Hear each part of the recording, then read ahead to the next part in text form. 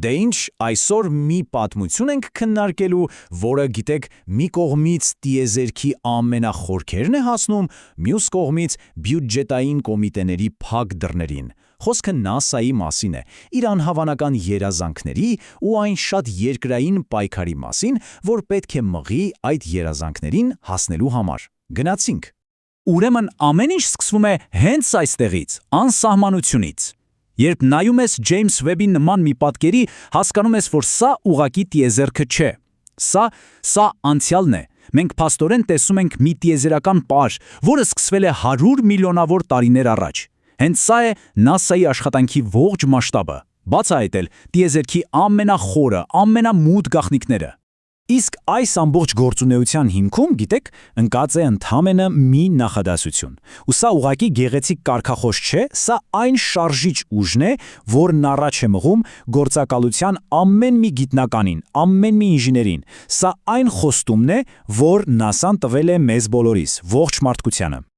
Լավ, բայց ինչպես է այս մեծ տեսլականը, տիեզերքի գաղտնիքները բացահայտելը, դառնում իրականություն, կոնկրետ քայլեր։ Դե ամեն ինչ սկսվում է ռազմավարական պլանից։ Կարելի է ասել NASA-ի ճանապարհային քարտեզից դեպի աստղեր։ Ուրեմն, այս պլանը սկսվում է, այսպես ասած, ղեկավարության ուղերձով։ Նիկոլա Ֆոքսը խոսում է վերջին հաջողությունների մասին, ասենք Webb-ի անհավանական հայտնագործությունները կամ Bennu աստղակերպից բերված նմուշները, ու դրանով հիմք է դնում ապագայի համար։ Այսինքն, սա ուղղակի թուղթ չէ, այլ ավելի շատ արդեն ունեցած հաջողությունները շարունակելու եւ ավելի մեծ նպատակների հասնելու խոստում։ Այսպիսով, ամբողջ ռազմավարությունը հենվում է այս 4 սկզբունքների վրա։ Սրանք ըստ էության ուղղորդում են ամեն ինչ։ Տիեզերքի ամենահեռավոր անկյունները ուսումնասիրելուց մինչև հաջորդ սերնդին ոգեշնչելը։ Սա NASA-ի գործունեության հիմքերի հիմքն է։ Ու գիտեք, այս բոլոր կետերը ի վերջո միտեղ հատվում են։ Բոլորը պտտվում են մեկ մեծ հավերժական հարցի շուրջ։ Արդյոք մենք մենակ ենք տիեզերքում։ Հիմա եկեք նայենք մի առաքելության, որը փորձում է հենց այդ հարցի պատասխանը գտնել։ Խոսքը Եվրոպա Clipper-ի մասին է։ Իրականում անհավանական առաքելություն է։ Պատկերացնում եք, գիտնականները կարծում են, որ Եվրոպայի սառցե մակերևույթի տակ կա ահռելի օվկիանոս, ու ոչ թե ուղղակի օվկիանոս, այլ մեկը, որը կարող է 2 անգամ ավելի շատ ջուր ունենալ, քան երկրի բոլոր օվկիանոսները միասին վերցրած, ու հենց այս առաքելության նպատակն է պարզել, արդյոք այդ խորհրդավոր օվկիանոսում կարող է կյանք լինել։ Մի պահ ուղղակի փորձեք պատկերացնել այս ճանապարհի մասշտաբը՝ 1.8 միլիարդ մղոն։ Անհավանական թիվ է, ու այնտեղ կհասնի միայն 2030 թվականին։ Սա իսկապես ցույց է տալիս, թե ինչքան հեռու ենք մենք պատրաստ գնալ, որպեսզի գտնենք մեր ամենամեծ հարցերից մեկի պատասխանը։ Լավ, բայց տեսեք, միլիարդավոր մղոններ հեռու տիեզերանավ ուղարկելը պատմության միայն մի կեսն է, կամ մյուս ոչ պակաս կարևոր կեսը՝ լավ, իսկ ինչպես ենք մենք լսելու, թե ինչ է նա մեզ ուզում պատմել։ Ճիշտն ասած, սա մի հարց է, որի մասին շատերս չենք էլ մտածում, այսինքն ոնց են Ջեյմս Վեբի այդ անհավանական նկարները կամ Մարսի վրայից ստացվող տվյալները հասնում մինչև մեր համակարգիչները։ Պատասխանը, որքան էլ զարմանալի է, հենց երկրի վրա է։ Սա խորը տիեզերքի ցանցն է, կամ DSN-ը։ Սրանք փաստորեն NASA-ի ականջներն են։ Պատկերացրեք, 3 հսկայական ալեհավաքների կայաններ աշխարհի տարբեր ծայրերում, ու իրենց դիրքի շնորհիվ, երբ երկիրը պտտվում է, մենք երբեք կապը չենք կորցնում այդ ավելի քան 40 տիեզերական առաքելությունների հետ։ Շատ պարզ ասած, առանց այս ցանցի տիեզերքի հետազոտությունը ուղղակի անհնար կլիներ։ Վերջ։ Ու հենց այն պահին, երբ թվում էր, թե մարդկությունը կանգնած է աննախադեպ բացահայտումների շեմին,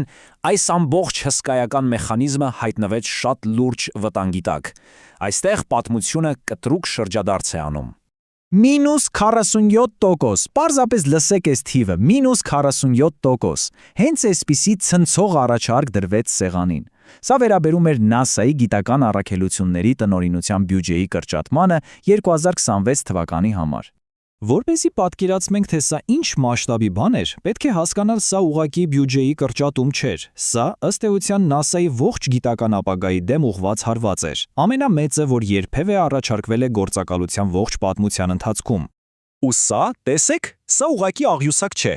Սա փաստացի մահվան դատավճիռ էր մարդկության պատմության ամենանշանավոր գիտական նախագծերից մի քանիսի համար։ Hubble, Chandra, Juno։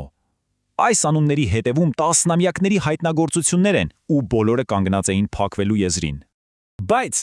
գիտական հանրությունը եւ ոչ միայն ուղակի ձեռքերը ծալած չէին նստելու։ Այս առաջարկի դեմ սկսվեց մի բան, որը կարելի է անվանել աննախադեպ շարժում։ Իսկական պայքար NASA-ի ապագան փրկելու համար։ Սա երևի այն է, ինչին ասում են ժողովրդավարություն գործի մեջ։ Ուղղակի լսեք, 85,000 հաղորդագրություն, սովորական մարդիկ ամբողջ երկրից իրենց ձայնը բարձրացրին, պահանջեցին պաշտպանել գիտությունը, սա իրոք պատմական մոբիլիզացիա էր։ Ու գիտեք ինչ, նրանց ձայնը լսեցին։ Այս գրաֆիկը նիստում է ամեն ինչից լավ է ցույց տալիս։ Կոնգրեսը մերժեց այդ անհավանական կրճատումները։ Առաջարկվող 3.9 միլիարդի փոխարեն գիտության բյուջեն հաստատվեց 7.35 միլիարդ դոլարի չափով։ Սա լիակատար հաղթանակ էր, թե ոչ։ Որովհետև պարզվում է, որ նույնիսկ հաղթանակները կարող են իրենց հետևից սպիներ թողնել։ Այդ մի քանի ամիսների անորոշությունը, այդ պայքարը, դրանք իրենց հետքը թողեցին գործակալության վրա։